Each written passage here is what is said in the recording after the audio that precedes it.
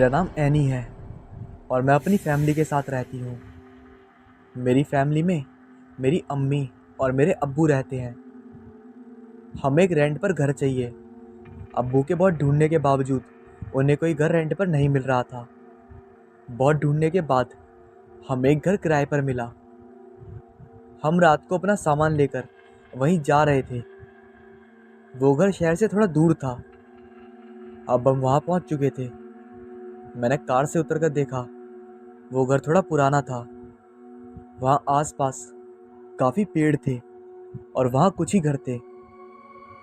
मेरी नज़र उस घर पर गई जो हमारे घर के बराबर में ही था।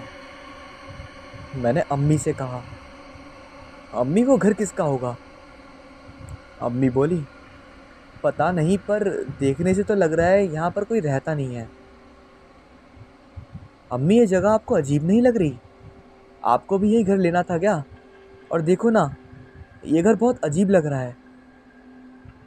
ओहो, कम ऑन एनी, हमें इस घर में थोड़ी रहना है, हमें तो उस घर में रहना है। तो फिर दिक्कत क्या है? पता नहीं क्यों मुझे ये घर बहुत अजीब लग रहा था। मेरी नज़र बार बार उस घर के ऊपर उसकी विंडो पर जा रही थी। मैं अंदर आ गई और अम्मी अब्बू के साथ सामान सेटल करवाने में मदद करने लगी। रात के 11 बज चुके थे। अम्मी अब्बू का रूम नीचे और मेरा रूम ऊपर था। मेरी रूम की विंडो से वो रूम साफ साफ दिखाई दे रहा था। मुझे डर लगने लगा। वैसे तो मैं डरने वाली लड़की थी नहीं, लेकिन मुझे थोड़ा थोड़ा डर लगने लगा था। मैं उठी और नीचे गई। मैं अम्मी का रूम नॉक करते हुए बोली, अम्मी अम्मी, उठे अम्मी, दरवाज़ा खोले।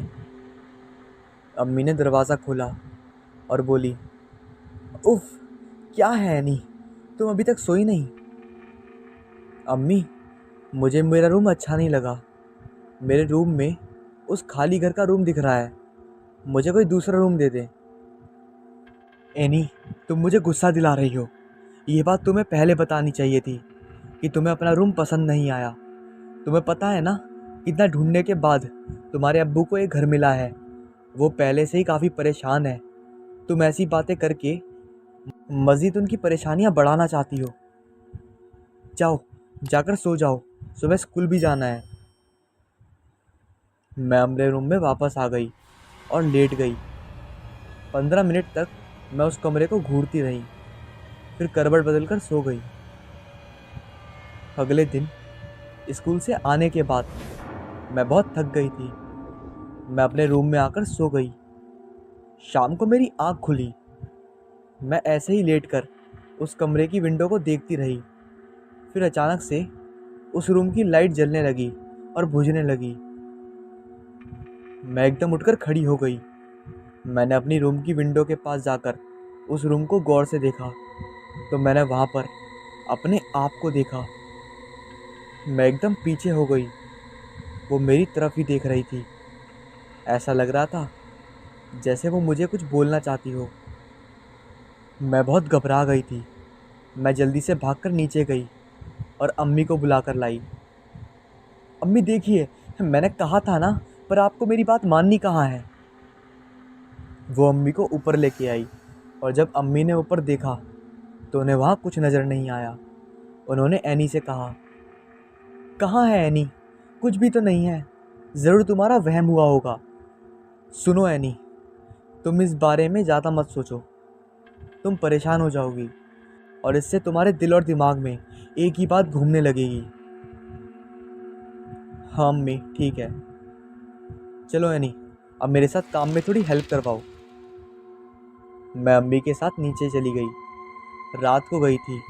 हम अब्बू का इंतज़ार कर रहे थे। अब्बू को घर आने में देर हो गई थी। 10 से 12 बज चुके थे। अम्मी बार बार पापा को फ़ोन कर रही थी, लेकिन पापा फ़ोन नहीं उठा रहे थे। ये पहली बार था जो पापा फ़ोन नहीं उठा रहे थे, वरना पापा फ़ौरन फ़ोन उठा लेते थे। 12 बजे अचानक से बेल बजी। मैं बहुत डर गई। अम्मी ने दरवाज़ा खोला तो सामने पापा थे। मुझे बहुत गुस्सा भी आया। अम्मी ने पापा से पूछा, फ़ोन क्यों नहीं उठा रहे थे तुम? पापा बोले, सॉरी, तुम लोग मेरी वजह से परेशान हो गए। मेरा फ़ोन बंद हो गया था, इसलिए नहीं उठा पाया। फिर हम लोग डिनर करके अपने अपने रूम में चले गए। अपने रूम में जाकर सो गए, लेकिन मेरी आँख थोड़ी देर बाद खुली। मुझे अजीब सा लग रहा था। मैंने उठकर लाइट खोली।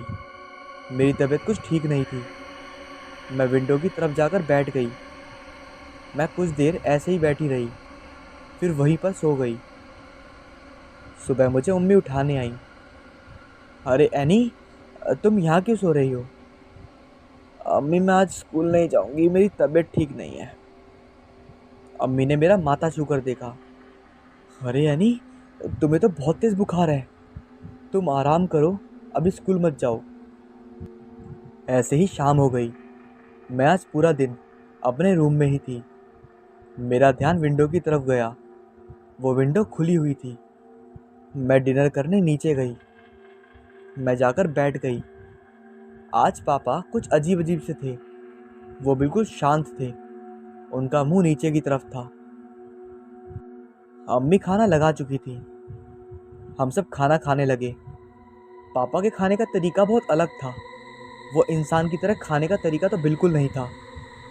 अब पापा का व्यवहार बहुत अलग होता जा रहा था। जब मम्मी ने इस चीज़ को नोटिस किया तो वो सोच में पड़ गई।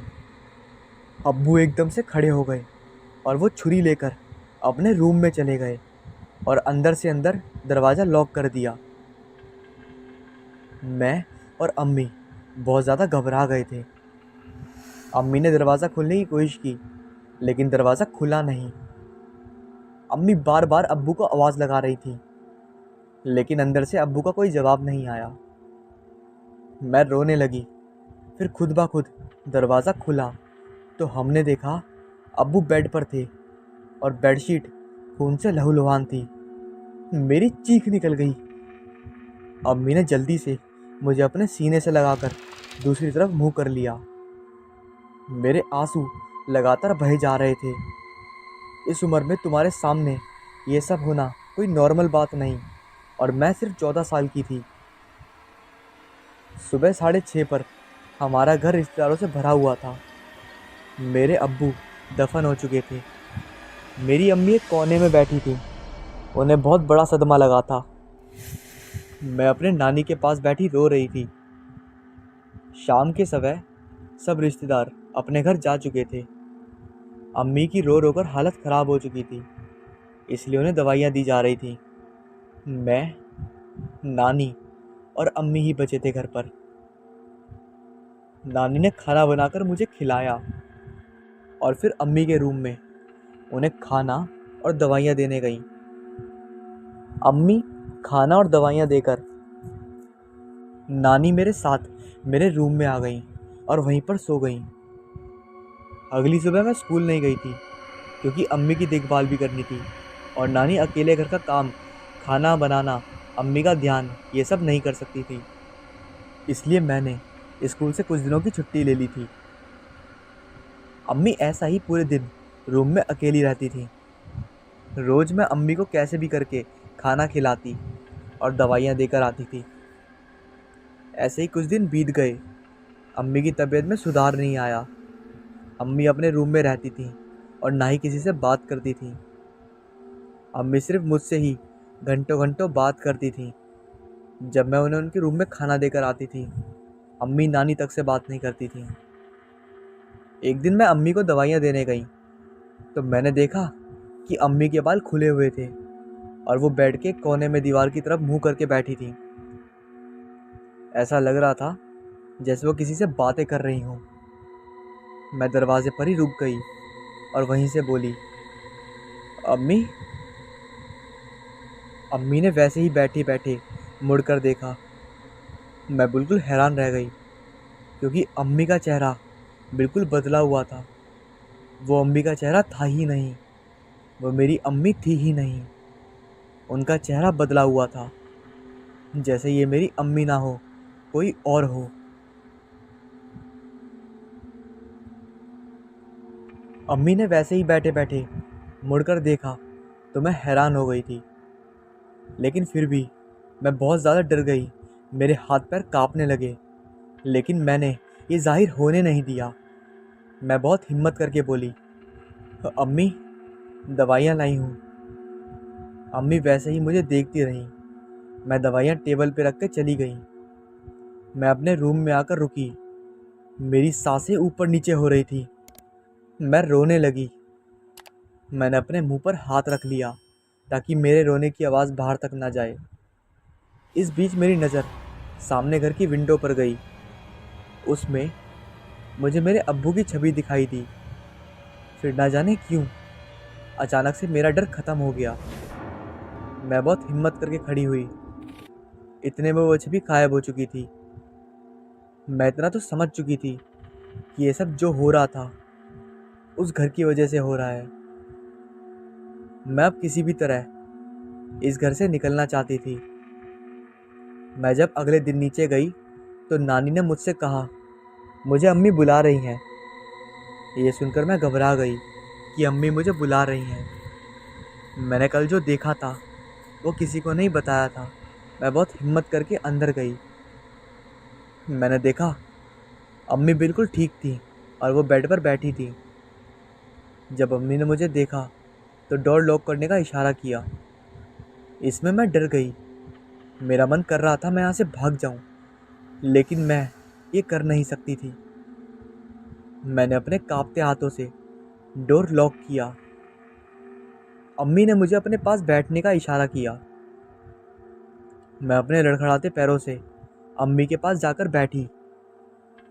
अम्मी ने मुझे देखते ही कहा, मुझे तुम्हारी ये बात बहुत अच्छी लगी कि तुमने कल वाली बात किसी को नहीं बताई। अगर तुम ये बात किसी और को बता देती तो मैं तुम्हें मार देती। ये बात अम्मी ने मुस्कुराते हुए कही।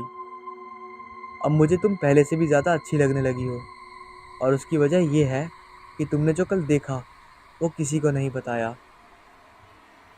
मैं चुपचाप बैठी उनकी बातें सुन रही थी।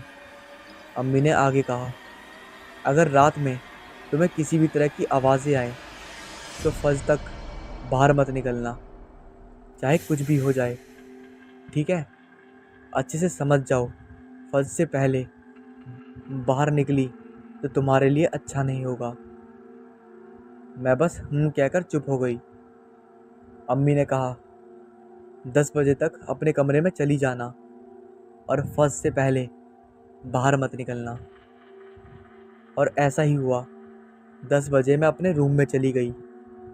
मैं उनके इरादे को समझ चुकी थी कि वो नानी को नुकसान पहुंचाने वाली है, लेकिन मैं कुछ भी नहीं कर सकती थी। अगर मैं कुछ करने की कोशिश करती तो वो मुझे छोड़ेगी नहीं। मैं अपने रूम में आकर सो गई। मेरी आंख नीचे से आते हुए आवाज़ों से खुली। नीचे से चिल्लाने की आवाज़ आ रही थी। मैं फ़ौरन खड़ी हुई और जैसे ही मैं दरवाज़ा खोलने वाली थी मुझे अम्मी की कही बात याद आई। मैं वहीं रुक गई। मैं बहुत ज़्यादा घबराई हुई थी। मैं बहुत ज़्यादा डर गई। मैं चाह कर भी दरवाज़ा नहीं खोल सकती थी।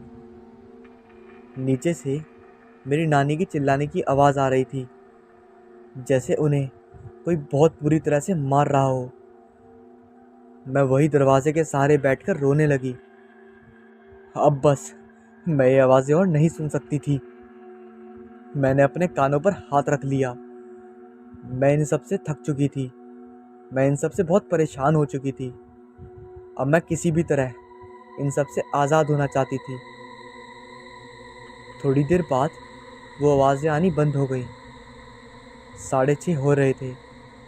मेरी हिम्मत नहीं हो रही थी मैं बाहर जाऊं। मैं वहीं बेड पर लेट गई। मैं बहुत ज़्यादा डर गई थी। इस वक्त जो मुझ पर बीत रही थी वो सिर्फ मैं ही जानती थी। मैं अब भी कांप रही थी। मुझे डर था कहीं वो ऊपर ना आ जाए, और ऐसा ही हुआ। वो ऊपर आ रही थी। मैं उनके कदमों की आवाज़ को सुन सकती थी। फिर मुझे उनकी आवाज़ आई, एक डरावनी सी आवाज़, सुनो, अब तुम बाहर आ सकती हो।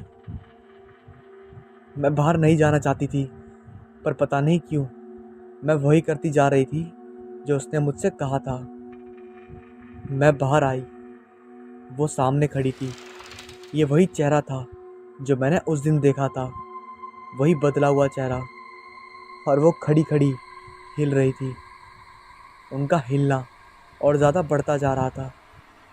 उन्हें देखने से ऐसा लग रहा था जैसे वो कुछ कुछ और ही हो, कोई इंसान नहीं, कोई मखलूक हो, एक ऐसी चीज़ जिसमें कोई जान ना हो। उन्होंने मुझसे कहा, मैं तुम्हें अपने साथ ले जाऊंगी और फिर तुम इस दर्द से आज़ाद हो जाओगी। मेरी अम्मी को तो कुछ नहीं होगा ना, मैं सिर्फ तुम्हें अपने साथ ले जाना चाहती हूँ। उसने मेरी तरफ चाकू बढ़ाते हुए कहा, लो, और हमेशा के लिए इस दर्द से आज़ाद हो जाओ। बस थोड़ा सा दर्द होगा। मैंने उनकी तरफ देखते हुए वो चाकू लिया और फिर अब मुझे किसी चीज़ का डर नहीं था। मेरे अब्बू नानी एक साथ रहते थे, खुशी खुशी। मैं अपनी मम्मी के लिए खुश थी, लेकिन जब मुझे ज़्यादा खुशी होती जब मेरी मम्मी मेरे साथ होती।